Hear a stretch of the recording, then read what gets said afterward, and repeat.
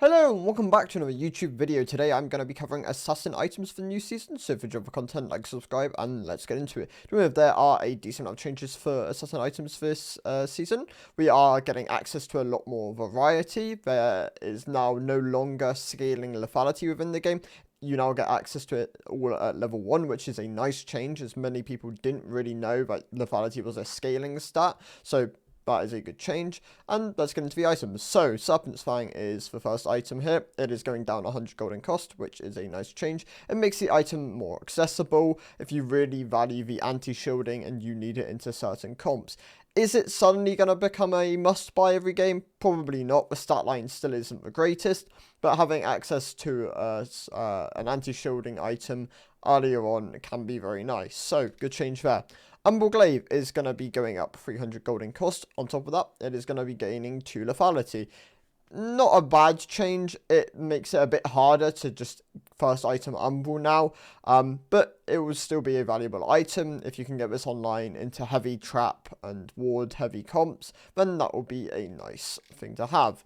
Youmuu's Ghostblade getting a complete change here, as well, not a complete change, but like a decent change here, as it is no longer a mythic. It is going down 400 gold in cost. It is losing 15 ability haste. On top of this, it is now losing the out of combat lethality gain, where you gain lethality when you're out of combat, and then you can use that on the first auto. That has been moved to a different item. You're still gaining movement speed on activation. It's 20% instead of 25% now, and you still gain the 40 movement speed whilst out of combat. So the main things here, you're losing the mythic passive lethality, AD gain here, you're losing the ability haste, and you're losing the lethality gain of the passive on the item. Overall, we'll have to see where Youmuu's lands.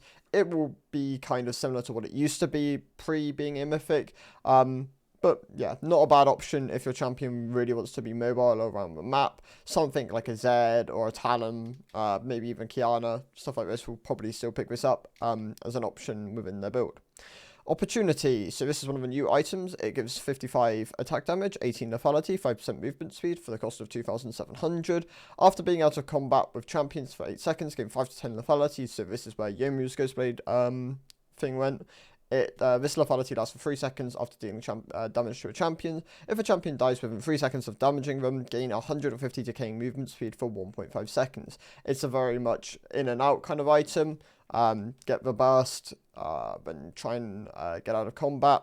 I imagine this doesn't look amazing, but it's not a bad stat line, and the scaling lethality is quite nice, but actually, for 2.7k, yeah, this is a pretty decent item, honestly. I can see this being pretty strong on a couple of champions, especially if they are very reliant on single target DPS and then being able to disengage from fights.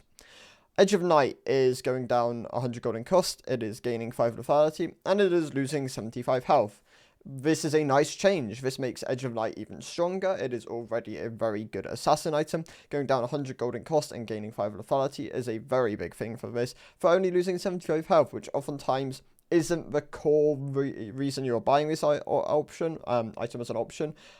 It does make it a bit less accessible for bruisers and stuff, which sometimes did try and poach this item, as they don't care as much about the lethality, but some of them do. So we'll have to see where this lands. This seems like a very nice change for Edge of Night.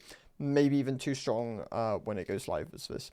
More I talked about is exactly the same, no changes here. Chemperk Chainsword, I've also talked about. It has 10 less ability haste, which feels bad.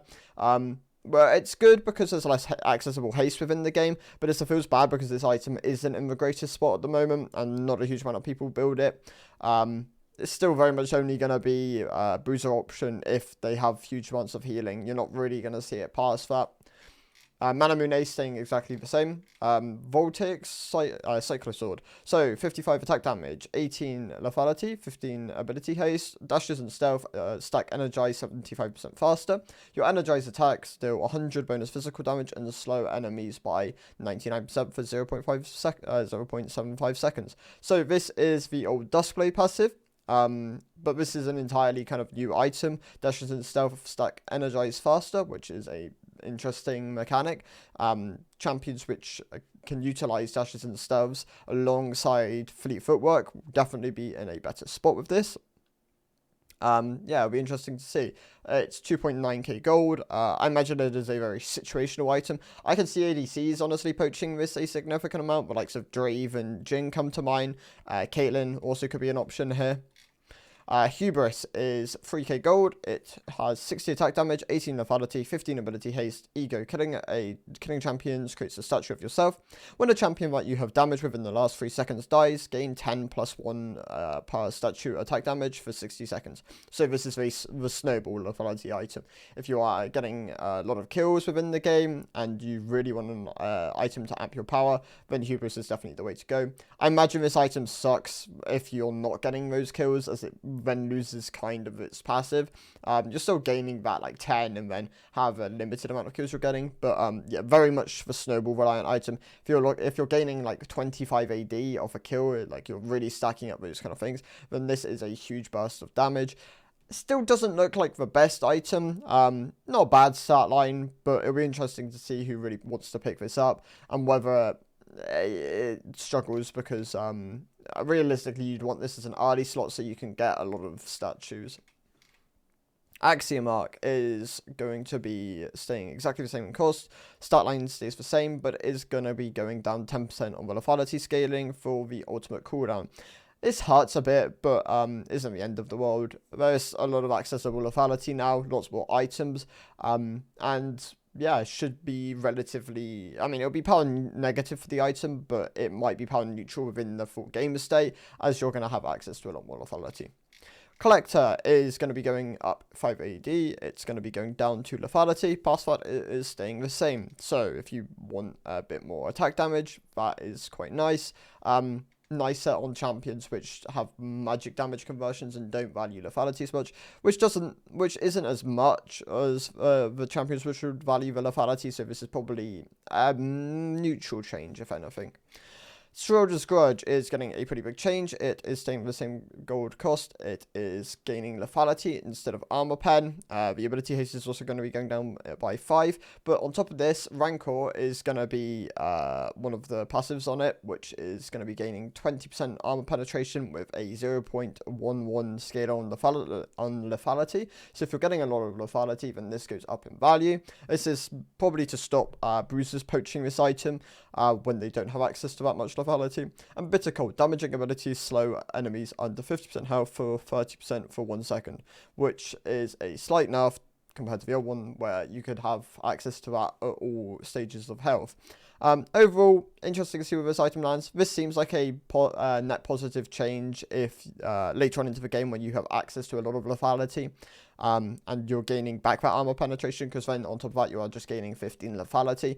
Whether the Bitter Cold makes a huge difference, it'll be interesting to see. I imagine it does do something, as champions will want to engage with slows and don't care as much about the slows later on when they probably have the DPS to burst them, or they're either stuck or trapped within certain situations. Guardian Angel is, I've covered, 200 gold more expensive. It is 10 AD higher, and it is 5 armor higher. The main thing here is stopwatch isn't within the build path of GA, which really hurts the item. I don't think a huge amount of champions are going to pick this item up anymore. But the start line isn't the worst in the world, and people do value the GA. But yeah, no stopwatch definitely does hurt this item a lot, and will probably lower its pick rate. Profane Hydra, this is the main item of the main new item. It is 3.4k gold, so it is very expensive. It is 60 attack damage, 18 lethality, 20 ability haste, attack steal, 29 physical, 40% AD value, physical damage to other enemies within 450 units of the target hit. Heretical Cleaver, oh my god, English. Deal 65% physical damage to nearby enemies. This damage increases to 97.5% physical damage to enemies below 30% health. So this is very much the low kind of low health cleaver.